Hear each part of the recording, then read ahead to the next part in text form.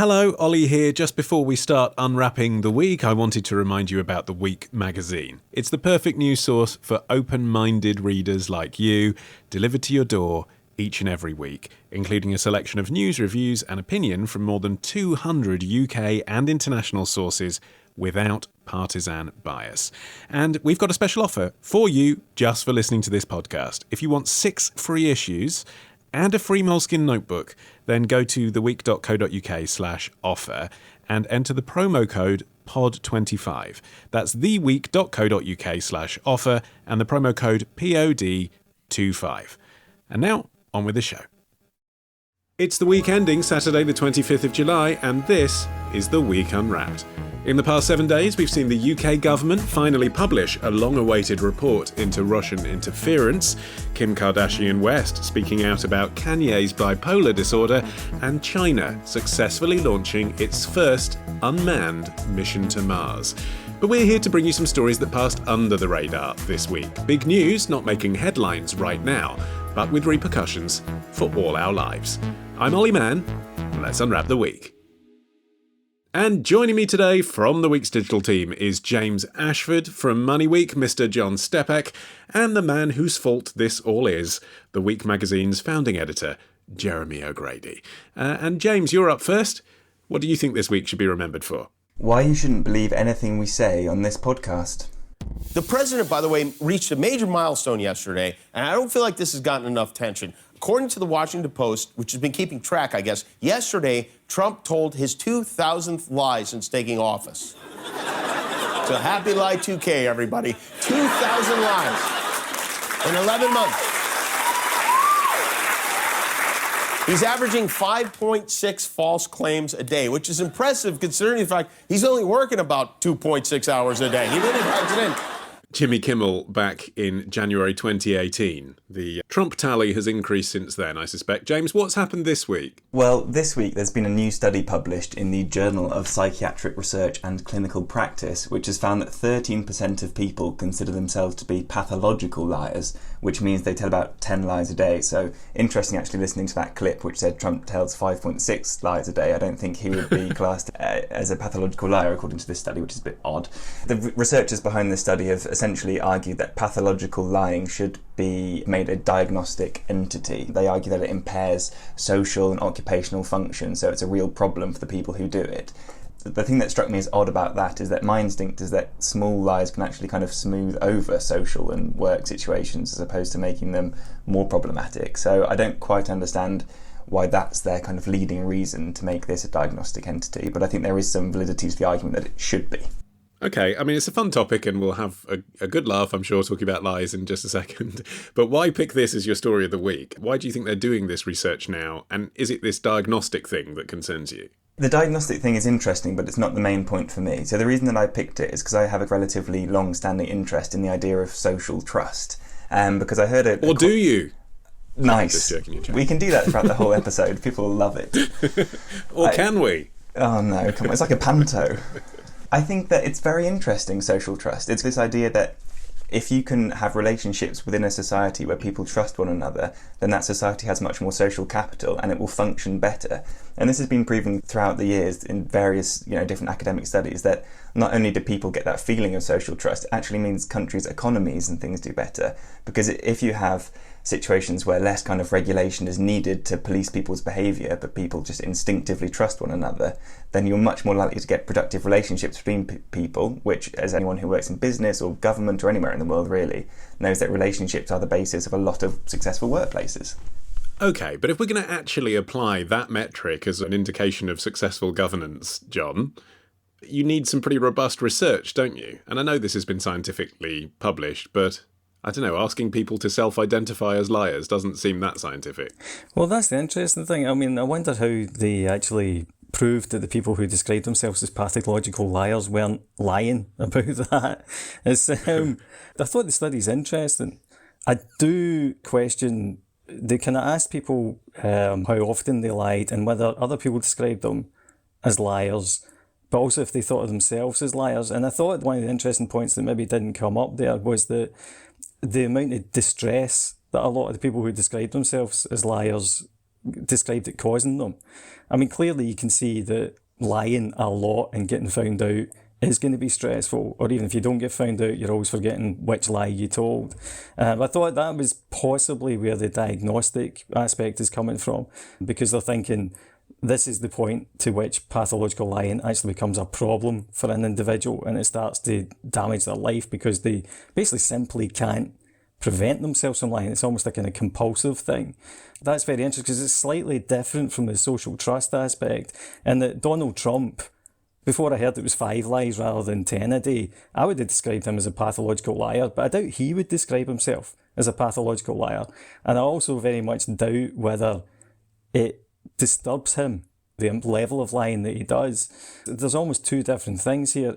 There's the impact on social trust of people just telling blatant lies all the time, and then there's the impact on individuals who actually find that is disrupting their lives.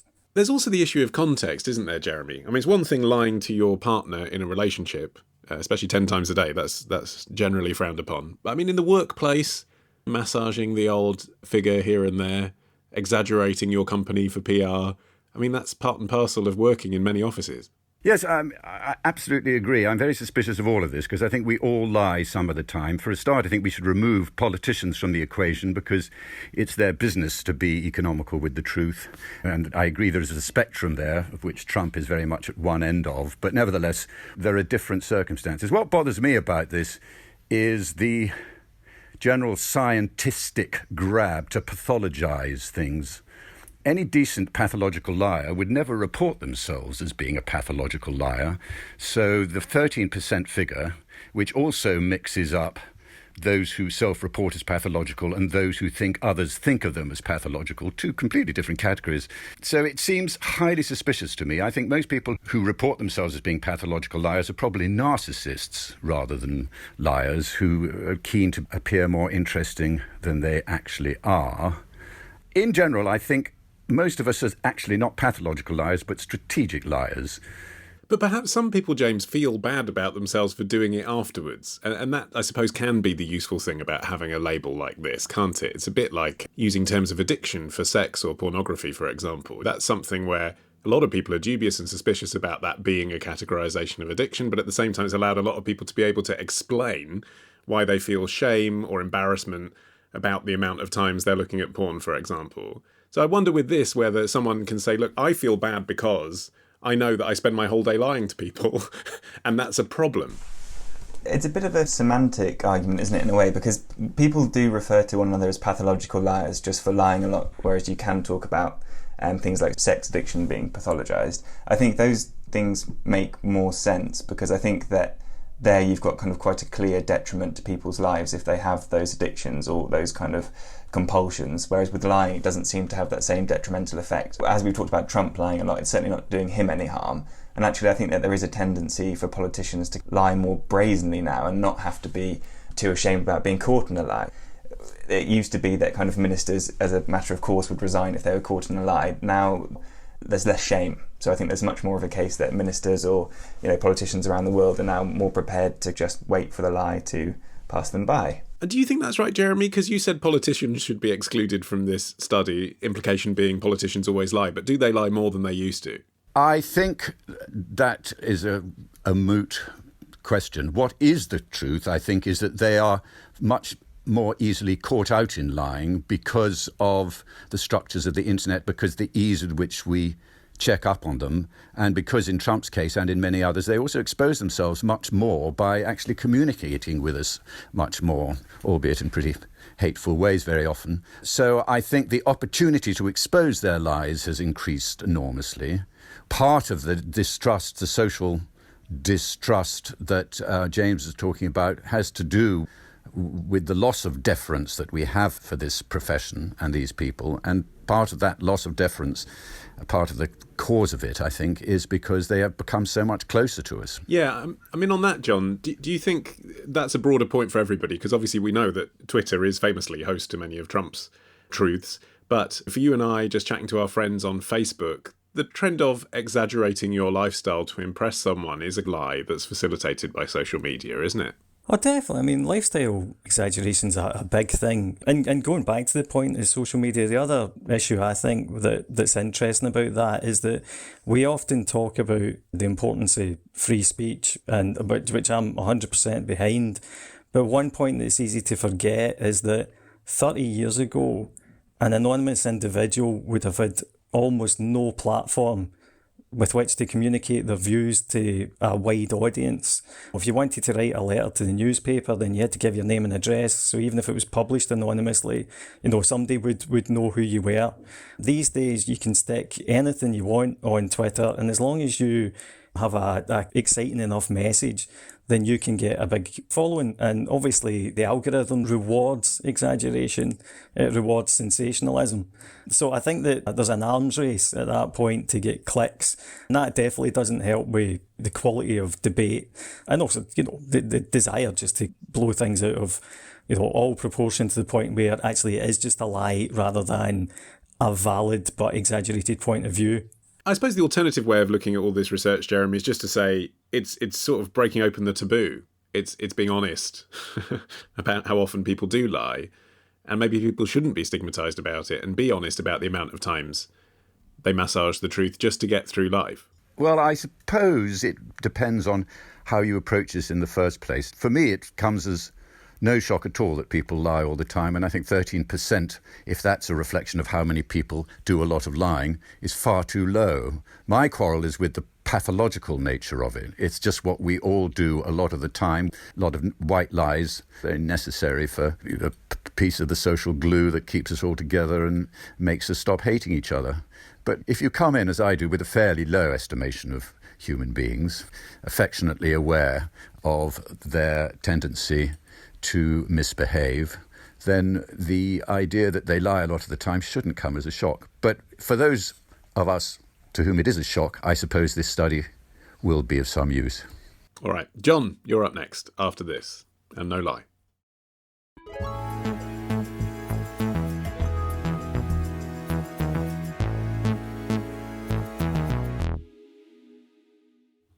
All right, John, your turn. What do you think this week will be remembered for? Are wealthy pensioners Europe's hottest new import? French citizen Christine Paris has decided to move to Portugal. Seduced by an income tax exemption, the country is now offering foreign pensioners. She's looking at houses in the Algarve. People like Christine, who haven't been residents in Portugal in the past 5 years, can move to the country and enjoy their pensions tax-free for 10 years. The tax regime for so-called non-regular residents was created in 2009, but its impact is only being seen now, with a wave of foreigners taking up the offer. You don't hear enough xylophone on news reports, in my view. A clip from Euronews in 2014 there. John, what happened this week? So this week, Greece decided that it would do something similar to what Portugal did back in 2009, and that is offer a preferential tax rate for retired foreigners who move to Greece in their retirement. So it basically means move to Greece and you get to take your pension tax-free. So that's a massive incentive for pensioners, particularly wealthy pensioners, to move to the sun. It's not quite tax-free, but you get charged at 7% compared to as much as 45% in the UK, for example. What is their thinking behind doing this? Because I understand why it would attract people there, but so what? I mean, they're spending money, but then they're not going to be contributing enough tax. One of the big issues that Greece has, obviously, is that, it came out very badly from the Eurozone debt crisis. And then now we've got the COVID crisis. And obviously the COVID crisis has hammered tourism. The way that you probably need to think about it is Greece's major kind of export, if you like, is tourism. I describe it as an export because it's a service, effectively, that it sells to other people from other countries. Now, at the moment, it can't rely on getting lots of tourists because of COVID. In the old days, when Greece had the drachma would get cheap when the economy was in trouble. And that would mean that more tourists would go to Greece because they could afford to buy more stuff when they got there. Can't do that when it's part of the Eurozone. So it needs to find different ways to make itself appealing. So this is a good way to effectively get tourists spending all year round, or at least for half of the year, by attracting wealthy pensioners. And it was a similar deal whenever Portugal did it. It was a desire to help themselves out after the financial crisis in that case, by attracting wealthy pensioners with a lot of disposable income. Yes, they don't pay tax, but what they do is they buy property or rent property, and they spend a lot of money on services while they're there. So they're very attractive people to have in your country, particularly if you are dependent on a lot of people with money coming to your country and spending it on restaurants and lifestyle and all the rest of it. Jeremy, how to put this delicately, you are demographically the closest out of our contributors today. You call that delicate? to those being targeted by this strategy. Would you be tempted to move off to Mykonos or Kos or something? Yes, it seems to me, although Greece says it's not in the business of undercutting its partners, it's exactly what it is doing, and quite sensibly, I think, though obviously disapproved of by fellow EU members. Yeah, but why do you think that is, James? Because, I mean, generally, within capitalism, competition is supposed to be a good thing. It's supposed to be a necessary thing, a virtuous thing. Why do they all get angry when they then compete on tax rates? I mean, isn't that the system? You have just pulled the rug out from under capitalism's feet and I've owned capitalism. Finally. No, I think that the reason the EU don't like it is because it is competition for them. And I know they're supposed to embrace competition, but still, they are still being undercut. And they probably think that they're going to lose out on money. So the reason that we might not like it is because we want to keep our wealthy pensioners' money. And if we ship them all off to Greece, then they're going to be spending all their money in Greece, not in the UK, and we need that money now more than ever. How would this work practically for wealthy older Brits moving abroad from our country's perspective then? Let's leave aside Brexit. Let's assume that we have a deal with Greece where someone can just go off and live in Greece if they want to. If that's the case, could it be that assets that these pensioners still own here, perhaps a property that they're renting out, then none of that money goes to the UK government, it all goes to Greece at 7%? See, the pension system in the UK, the way it works is that whenever you put money into your pension, you get tax relief on it. And then when the money comes out at the end, you end up paying tax on it. So although most people will pay less tax overall, you still pay a decent chunk. And if you're a wealthy pensioner and you're getting a decent amount of income, then you could end up paying as much as 40% tax on it. So really what Britain's then missing out on, the Exchequer to an extent sort of relies on, okay, we're giving you the tax break up front, but we will get some of that back in the end. And again, pensioners, they're at the point in their lives where they're spending rather than saving. So they are useful from a consumption point of view. So that's one reason why, Britain might be kind of annoyed by it. Although to be fair, it's France that tends to kick up more of a fuss, because certainly with Portugal, it was notably popular with French citizens who moved to the likes of Lisbon and the Algarve, because again, they kind of managed to avoid so much tax that it made it even more worthwhile. It is about competition. I mean, the other issue with the competition thing, and this might be a slightly separate topic, but particularly within the Eurozone, one of the problems that they have is that if they want to integrate the Eurozone any further, then they're going to need to essentially harmonise tax rates, because you can't have different tax rates across a union, if you like. That's another issue that's slightly there in the politics as well. You want to try and stop countries from competing as much on this basis, whereas actually the problem is the internal contradictions of the euro mean that it's, in a way, this is the only way that somewhere like Portugal or Greece can compete with the likes of Germany. Because at the moment, Germany, for example, you think of Germany exports cars. Well, that's great for Germany because the euro is cheaper than the Deutschmark would be. So that means they're getting an extra benefit. So their big industry is doing really well. But as I said, the euro is more expensive than the drachma or the scudo would be. So Portugal and Greece are having to compete with two hands tied behind their back, effectively. And from that point of view, Jeremy, we've seen endless stories, haven't we, where Greeks basically feel a bit adrift. They joined the euro, then they were reliant on the EU to rescue them, but have struggled to compete.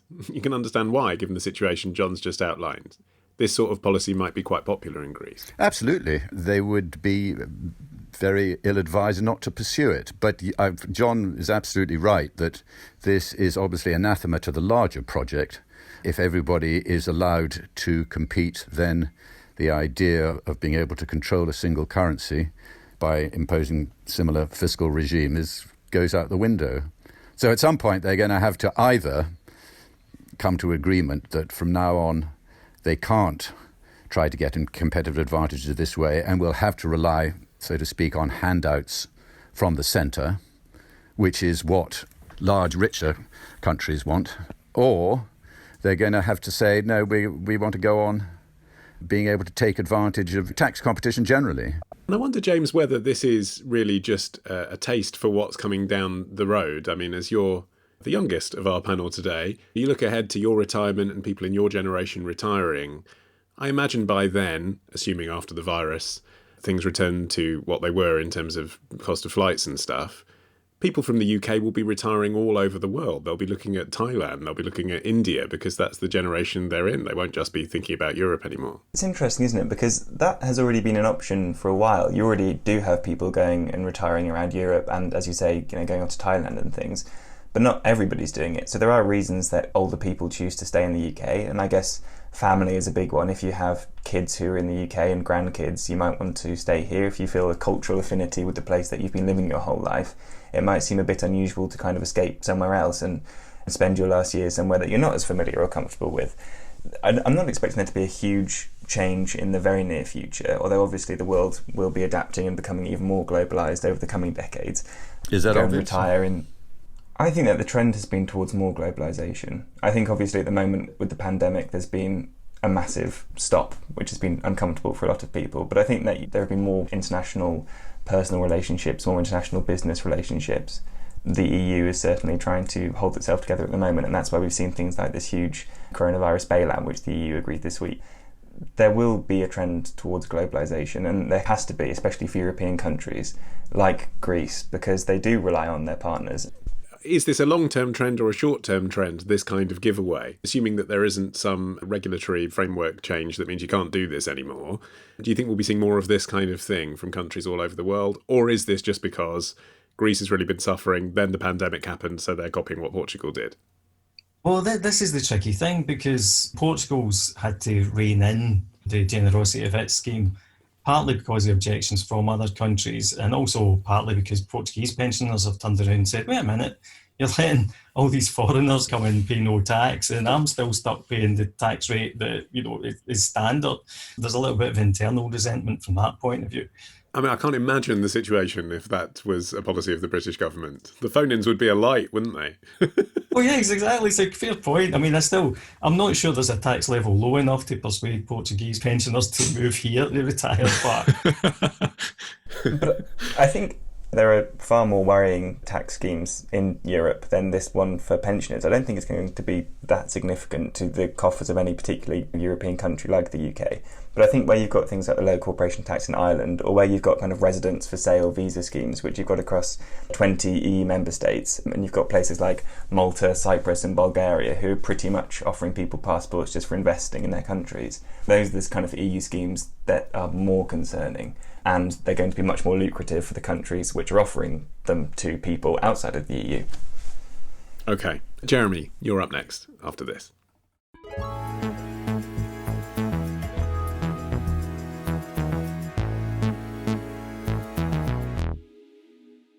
OK, Jeremy, you're finishing the show. What do you think this week will be remembered for?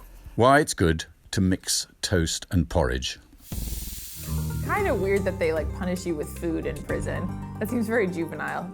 This one's highly odorous. It smells like my dog's food. It smells like... Nope, I don't like this one. I would not survive in prison. It's all right. It was like old leathery meat with glue. I don't think this is food. There's a lack of human respect with this that really bothers me. Yeah. I'd be so furious if they're giving me this. It would make me even madder.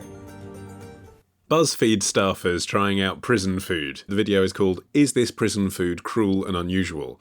Jeremy, what's the story this week? Well, the story is a very interesting report by the Independent Monitoring Board for Her Majesty's Prison at Lincoln, which reported a sharp drop in violent behaviour over the year, incidents of violent behaviour, an 11% drop from well over 1,000 to under 1,000, 10,087 to 963 to be precise, And they put this down to the fact, among other things, that they had introduced toasters to every wing of the prison and allowed prisoners to eat as much toast and jam as they liked.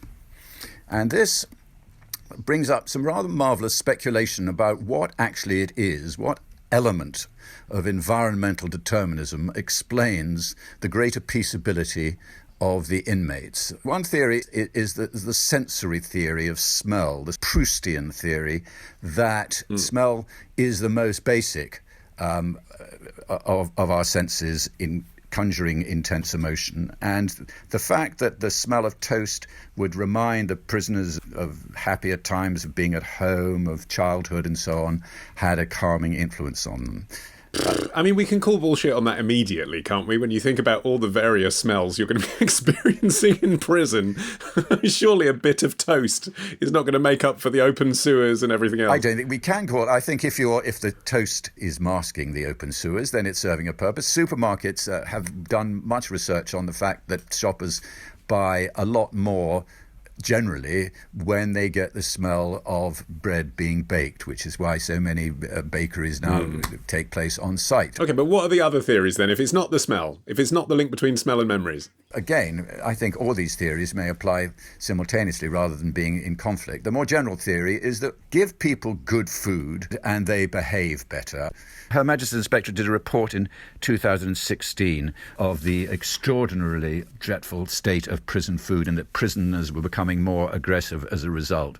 Lots of other prisons, they give sort of a small little packet of dried breakfast food, which means that you have to wait until lunch until you eat again, whereas the prisoners in Lincoln now can eat as much toast as they like, and so as well as enjoying the smell, they can actually have a satisfying full stomach. Besides which, I think Lincoln has also concentrated actually not just on toast, which makes a good newspaper headline, but generally on just getting good meals on time, which brings me on to the third theory, which is just that smell is a subcategory of food. So food is a subcategory of decency and humanity as an indication of creating a goodwill environment, a sense that actually you're in a place where people don't actually think you're trash. That probably also has, one can speculate, a very beneficial effect on one's mood and one's propensity to engage in aggressive behaviour.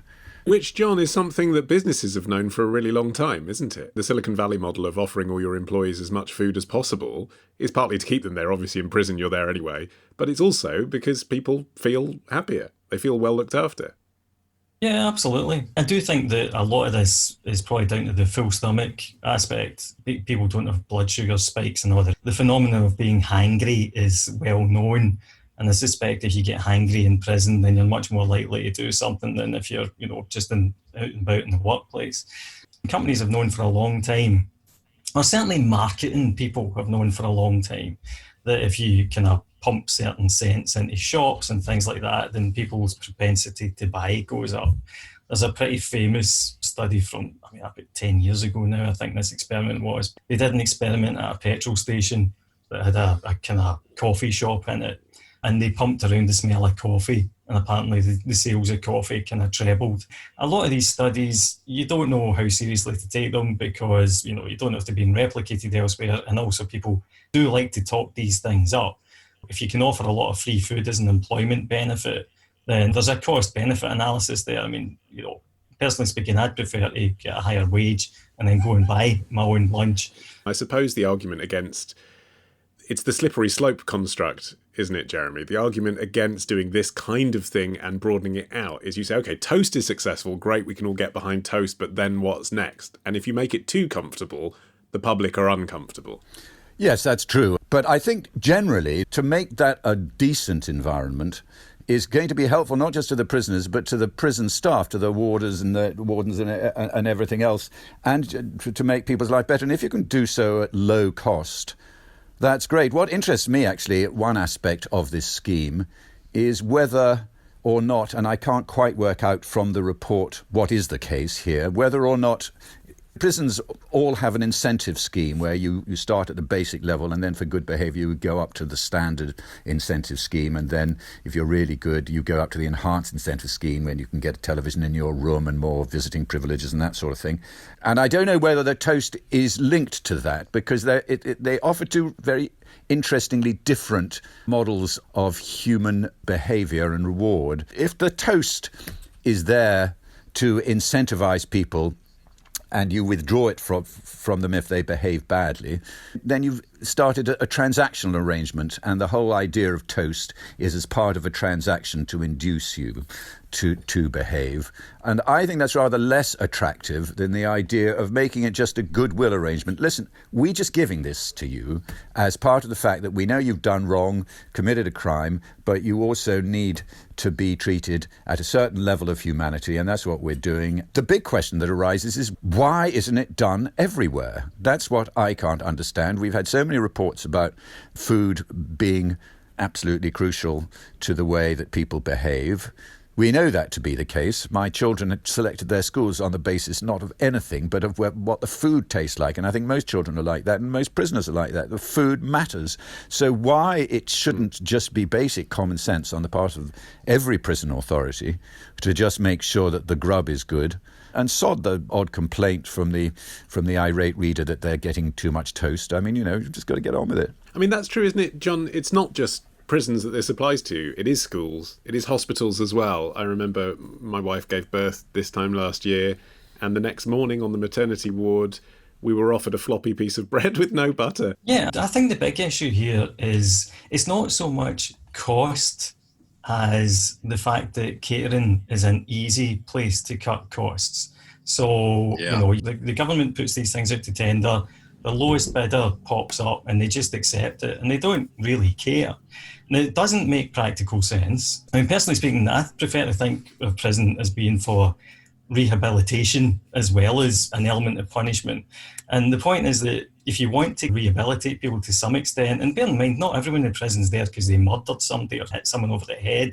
There are people in there for less dangerous crimes.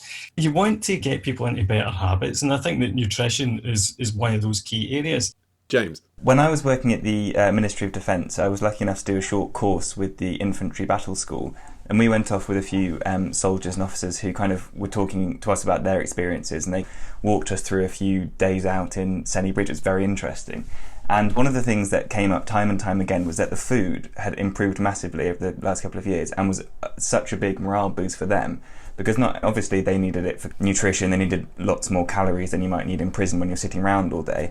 But it was clear there that the food being improved and the food being quite bountiful had a massive impact. And we were given these kits and we had to cook our own food in the same way that they did. And it was great. It was genuinely really tasty. We had things like chili and sticky toffee pudding. There were loads of biscuits. You got your sachets of tea and coffee and little milk things. It was great. And it did put everyone in a good mood. And it meant that there was this communal eating time, which they also referred to as being really important for them, getting along, but also improving their morale and getting their fitness back up to speed. I don't know if you've ever seen Paddington 2, but it's very much a plotline of that film that toast and marmalade increases prisoner welfare. So I'd recommend that as some viewing for all policymakers. With which I say that is it for this edition of The Week Unwrapped. But I do understand, James, this is your final appearance. Yes, thank you very much for having me. I've had a wonderful time, and I know that listeners to the show will be devastated to hear that I'm moving on, but I wish them all the best too, because they'll need it now I'm gone. Do you know what you're doing? Yes. Is it top secret? It's not top secret, no. I'm going to the Cabinet Office. It's insane how this show is a breeding ground for people with proper jobs. I mean, honestly, I assume they never listened. My thanks to James, good luck with that, and to Jeremy and to John. Remember, if you fancy a hot buttered slice of our back catalogue, just search for The Week Unwrapped on your podcast app of choice. I've been Olly Mann. Our music is by Tom Morby, the producer Sarah Miles at Rethink Audio. And until we meet again to unwrap next week, bye-bye.